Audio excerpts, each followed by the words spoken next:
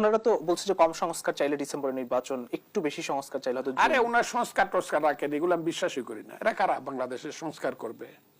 এরা এই 11টা সংস্কার কমিশনের যে লোক যারা আছে, যাদেরকে সংস্কার করে 11 জন দাঁড়াইলে 11,000 ভোট পাবে বাংলাদেশে। এরা কারা? এখন আমার এই কথাগুলো বলতে হচ্ছে আমাকে। এরা কারা? যার যার বাড়িতে এদেরকে বাপে চিনে না মায়ে চিনে নাকি পাবলিক চিনে? এদের সংস্কার আমাকে মানতে হবে, আর এই দেশে ফেরেস্তা হয়ে গেছে। এরা কারা? আমি জানি এদের ইতিহাস যদি বলতে থাকি, এই যে 29 লক্ষ ডলার আসছে বলতেছে, আমি তো জানি না কার ঘরে কত গেছে, তার কার দরজা দিয়ে কত ঢুকছে।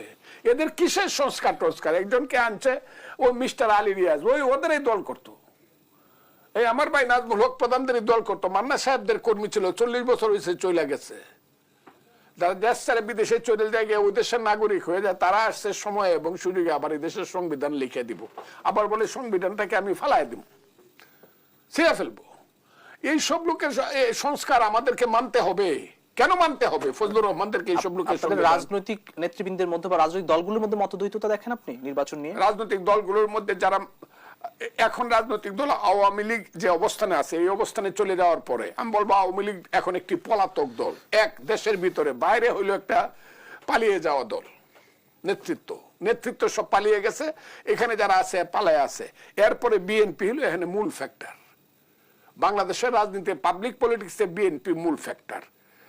আর যে দলগুলো আছে বিএনপির সাথে, এই যে যারা বসছে, গণফোরাম, ডক্টর কামাল হোসেন যার নেতা, মন্টু ভাই যার নেতা, বা সুব্রত যাদের নেতা, আমি যদি খুব ক্লিয়ারলি বলি, তাদের দলের একটা ইজ্জত আছে, এই দেশে অবস্থান আছে।